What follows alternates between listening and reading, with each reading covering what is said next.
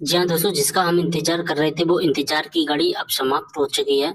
जी हाँ दोस्तों, हमारा MA, MCom, MSc, LLB, LLM, MSW या हम कहें पीजी कॉलेज का, ठीक है, अलॉटमेंट लेटर हमारा आ चुका है। मेरिट लिस्ट आ चुकी है। कैसे हमें चेक करना है हमारा अलॉटमेंट लेटर, हमें कौन सा कॉलेज मिला है और कौन सा कॉलेज नहीं मिला है, हम सारी इन्फॉर्मेशन को आज के इस वीडियो के माध्यम से देखेंगे। तो वीडियो को शेयर कर देना सभी के साथ में। तो दोस्तों, चेक करने के लिए आपको सबसे पहले इसकी ऑफिशियल वेबसाइट पर आना है। वेबसाइट पर आने के बाद यहाँ पर आपको लॉगिन का बटन दिखाई देगा। यहाँ पर स्टूडेंट लॉगिन वाले आइकन पर क्लिक करके लॉगिन कर लेना है। ठीक है, यहाँ पर आईडी पासवर्ड मांगेगा। कैप्चा कोड का आंसर डाल देना है। साइन इन वाले बटन पर यहाँ से क्लिक कर देना है। अब कुछ इस तरह का हमें इंटरफेस दिखाई देगा। ठीक है, यहाँ पर दो ऑप्शंस दिखाई देंगे। एक तो कट ऑफ का ऑप्शन दिखाई देगा, एक अलॉटमेंट राउंड वन का हमें ऑप्शन दिखाई देगा। जैसे हम कट ऑफ वाले ऑप्शंस पर क्लिक करेंगे तो हो क्या रहा है, हमारे सामने इस तरह का इंटरफेस आ रहा है, आपका डेटा नहीं मिला। जबकि यहाँ पर जो ऑप्शंस आने पर चाहिए थे हमारी रैंक मेरिट लिस्ट के, यानी कि हमने जो कॉलेज सेलेक्ट किए थे वहां पर हमें बताया जाना चाहिए था कि हमारा कट ऑफ लिस्ट के आखिरकार कितना गया है। लेकिन अभी पीजी का पूरा डेटा अपलोड नहीं हुआ है, इस वजह से यहाँ पर इस तरह का इंटरफेस आ रहा है। कुछ समय बाद यहाँ पर पूरा डेटा अपलोड हो जाएगा तो आपको कॉलेज दिखाई देने लगेगी। यहाँ पर कट ऑफ वाले ऑप्शंस में किस तरह का इंटरफेस आता है वो मैं आपको बता देता हूँ। मैं यूजी के एक स्टूडेंट का डेटा यहाँ पर बता देता हूँ। ठीक है, जैसे कि यहाँ पर आपको वो कॉलेज दिखाई देंगे जो आपने चॉइस फिलिंग में फिल किए होंगे। यहाँ पर कॉलेज की प्रेफरेंस दिखाई देगी और ग्रीन कलर में यहाँ पर आपको दिखाई देगा, क्या दिखाई देगा, आपको जो कॉलेज अलॉट किया गया है वो ग्रीन कलर की लाइन में आपको दिखाई देगा। ठीक है, और स्टेटस में जब आप नीचे आओगे तो अलोकेटेड दिखाई देगा, यानी कि आपको जो कॉलेज मिल चुका है। और जो ग्रीन कलर की लाइन में दिखाई दे रहा है ना, वही कॉलेज आपको अलॉट किया गया है। आपके कॉलेज का कट ऑफ कितना गया है वो यहाँ से आप चेक कर पाओगे। ठीक है, और यहाँ पर भी आप चेक कर सकते हैं, आप अपनी सभी कॉलेज का भी कट ऑफ चेक कर सकते हैं। अपने सभी कॉलेज का मतलब क्या है कि आपने जो चॉइस फिलिंग में फिल किए होंगे ना, केवल उन्हीं कॉलेज का यहाँ पर कट ऑफ भी चेक कर पाएंगे। ठीक है, बात समझ में आ गई। इसके बाद में हमें चेक करना होता है अलॉटमेंट।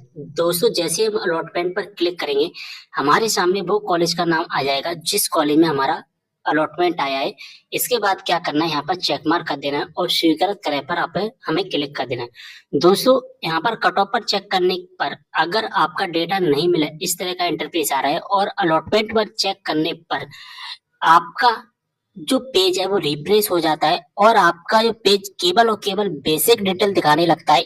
कुछ इस तरह से, जैसे हम अलॉटमेंट पर क्लिक कर रहे हैं, ठीक है, जैसे हम अलॉटमेंट पर क्लिक करते हैं तो यही पेज हमारा वापस से दिखाई देने लगता है। ठीक है, और अलॉटमेंट का ऑप्शंस नहीं आ रहा है, हमें कॉलेज नहीं दिखाई दे रहा है। इसका मतलब है कि हमें कोई भी कॉलेज नहीं मिला है। अगर हम अलॉटमेंट पर क्लिक करें, भले ही कट ऑफ पर क्लिक करने पर आपका डेटा नहीं मिला है दिखाई दे रहा है, लेकिन जब हम अलॉटमेंट पर क्लिक करते हैं ना, और अलॉटमेंट पर क्लिक करने के बाद अगर हमारा पेज रिफ्रेश होकर के हमारी ही डिटेल दिखाने लगता है तो इसका मतलब है हमें कोई कॉलेज नहीं मिला है। और अगर अलॉटमेंट पर क्लिक करने पर अगर इस तरह का इंटरफेस आता है तो इसका मतलब है हमें कॉलेज मिल गया। यहाँ पर चेक मार्क कर देना, स्वीकृत करे पर क्लिक कर देना। इसके बाद आपके रजिस्टर्ड मोबाइल नंबर पर ओटीपी आया हुआ, ओटीपी डाल देना। ओटीपी फिल करने के बाद इस तरह का इंटरफेस आएगा, ओटीपी इज वेरीफाइड सक्सेसफुली, आपका सक्सेसफुली हो जाएगा फॉर्म। और अब सबसे नीचे आने पर आपको दो ऑप्शन दिखाई देंगे, पेमेंट का, प्रिंट का। तो आपको क्या करना है, अभी प्रिंट वाले ऑप्शन पर क्लिक करके अपना अलॉटमेंट लेटर डाउनलोड करना हो। और अलॉटमेंट लेटर कुछ इस तरह से आ जाएगा। आपके कॉलेज की कितनी फीस लगने वाली है वो फीस भी यहाँ पर आपको दिखाई दे जाएगी। अब दोस्तों, अगर आपको ये कॉलेज अलॉट किया गया है और ये कॉलेज अगर फर्स्ट प्रेफरेंस का है, यानी कि फर्स्ट नंबर वाला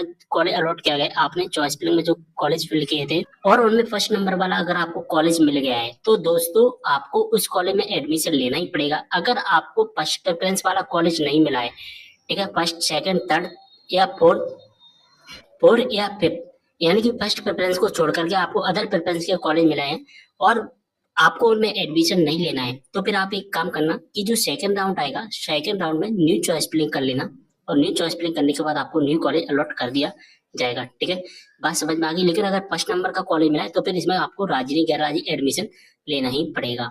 जब हम इसके ऑफिशियल नोटिफिकेशन में आते हैं तो क्लियरेशन किया गया है कि यदि आपकी महाविद्यालय यानी कि कॉलेज चॉइस फिलिंग में प्रथम क्रमांक यानी फर्स्ट नंबर का कॉलेज मिला है और आप उसमें फीस जमा करते हैं या नहीं करते हैं, दोनों स्थिति में आप अगली प्रवेश राउंड से बाहर हो जाएंगे। यानी कि आपको फीस जमा तो करनी है, अगर आप नहीं करेंगे तो फिर आप अगले आने वाले राउंड जैसे सेकंड राउंड और थर्ड राउंड से आउट कर दिए जाएंगे, आप उसमें पार्टिसिपेट नहीं कर पाएंगे।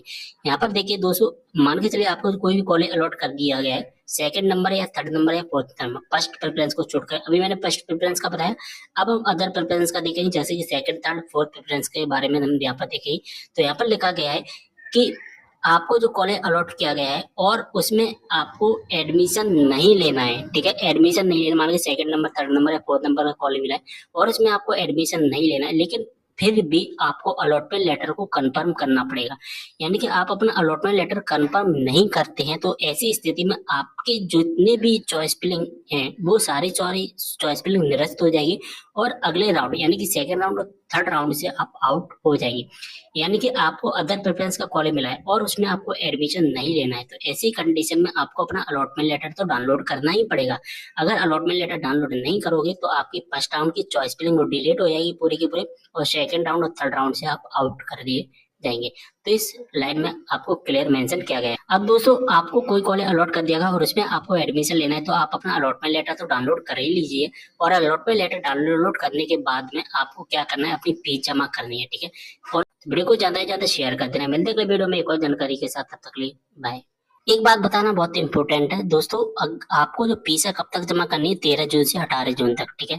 तो 13 जून से 18 जून तक आप अपनी फीस को सबमिट कर सकते हैं। अब सारी इन्फॉर्मेशन मैंने ज्यादातर बता दिया। अगर आपको फिर भी कोई भी डाउट है तो मुझे कमेंट करना। मिलता है अगले वीडियो में एक और जानकारी के साथ, तब तक के लिए।